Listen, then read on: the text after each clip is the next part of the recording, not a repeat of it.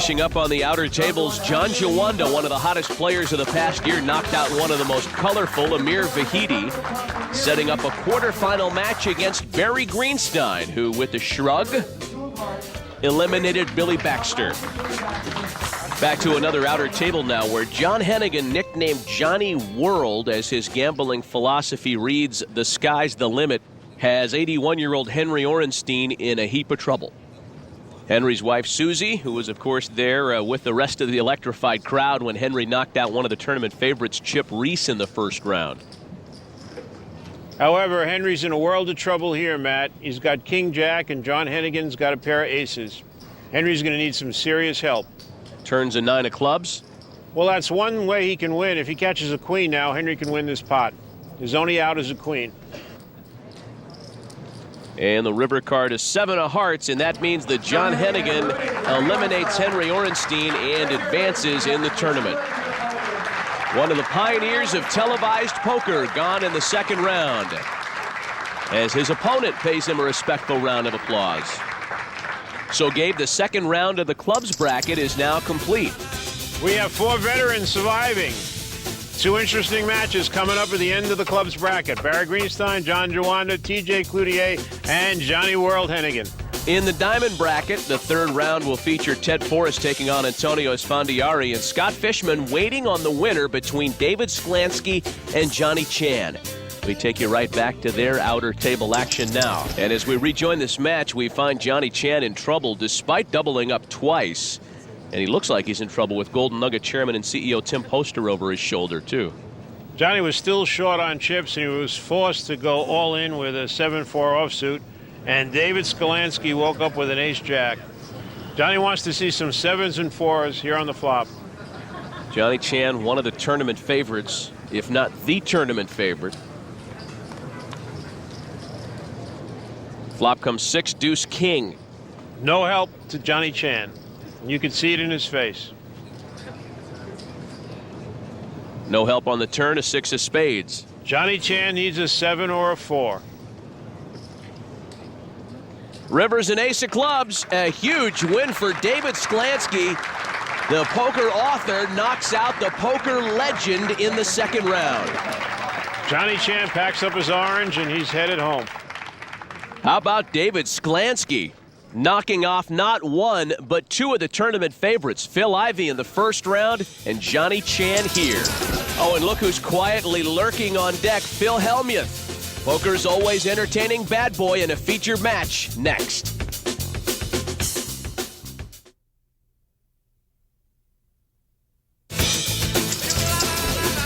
Welcome back to the Golden Nugget Hotel and Casino. With the clubs and diamond brackets complete, the players in the hearts and spades have taken their seats. There's the reigning World Series of Poker champion Greg Raymer taking on Huck Seed, the 1996 main event world champion.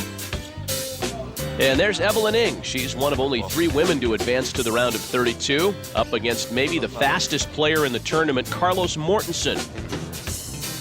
And in a matchup of real contrasting styles, it's the enigmatic Gus Hansen playing the stoic Chris Jesus Ferguson.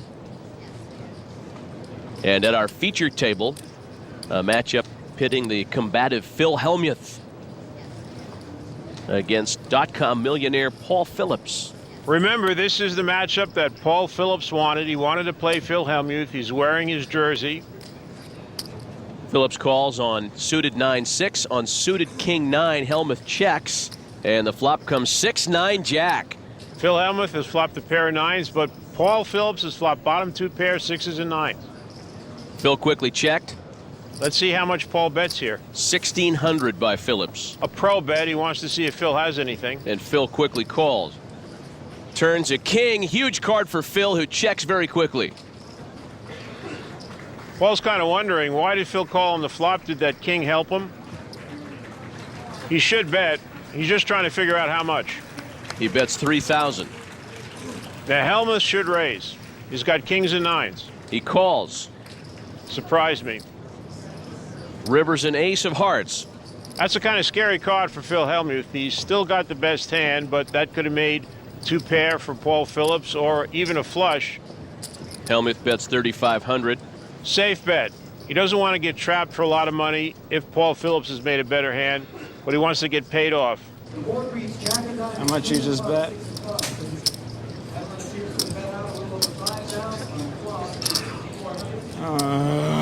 It's so frustrating. Phillips calls. Well, I guess you got me. I got kings and nines. Come on, Helmuth, lose the hand before you moan. So Phil Hellmuth, in his own inimitable style, takes down a nice pot in this matchup of two longtime adversaries.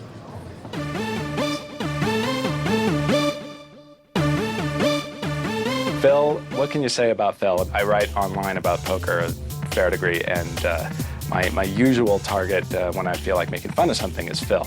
And it's because it's just so hard not to. Paul Phillips showed up last night with the Phil Hellmuth hockey jersey on, and at times has tried to get under my skin a little bit. In many ways, it's too easy, and it's kind of cheap to make fun of Phil because he's just a walking dartboard. Phil's probably a small favorite over me going into this match, but, you know, you can't be that big a favorite.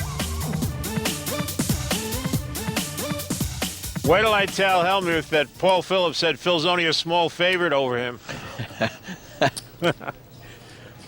Well, Phil continues his dialogue with himself, something I believe he's tried to trademark in poker, as he looks down at a suited 9-5. These pots, my goodness.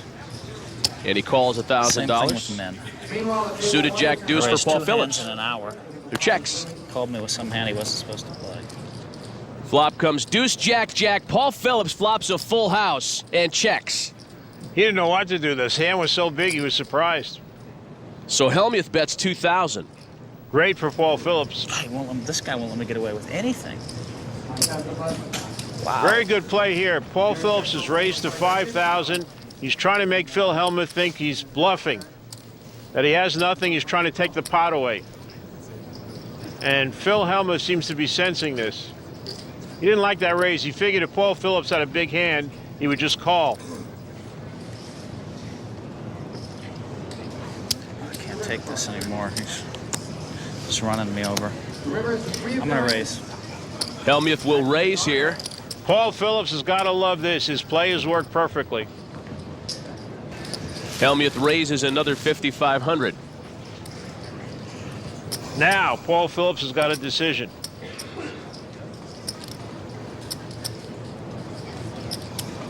All in. And he goes all in. He was thinking that maybe Phil did have a jack. Phil has nothing. So Phil folds. Paul Phillips definitely outplayed Phil Helmuth in that hand, and Phil's not going to be happy about it. I'll tell you one thing, buddy. I'd like to play you for a couple 100,000 sometime where we have a long time to work our chips. We can play heads up, no limit, hold. Hey, Phil, you know, when they asked me on TV, I said you were the favorite in this match. I wasn't just saying it. No kidding. No kidding. Phil can't actually enjoy that compliment, though. He has to act like it's self-apparent. Well, Of course it's apparent. I've won just 9 World Series races. All of them is enough for me. you know, you can ask around on the field because other yeah, I'm people sure seem a lot to of be guys would- surprised to hear that I I'm sure a lot of guys would think you're the favorite. This is Phil Helmuth's way of bonding with somebody. We take you now to an outer table where better poker etiquette will likely be exercised. As one of the voices of the World Poker Tour, Mike Sexton has Eric Lindgren all in. Mike's got Eric in plenty of trouble here. Mike's got the bullets, 2 aces. Eric needs a queen or an 8 to survive this. American Airlines, 2 aces. Win this pot. AA. Eric does need a queen or an 8, or he's going to be eliminated from the tournament. River card is a 4 of spades. So Mike Sexton advances.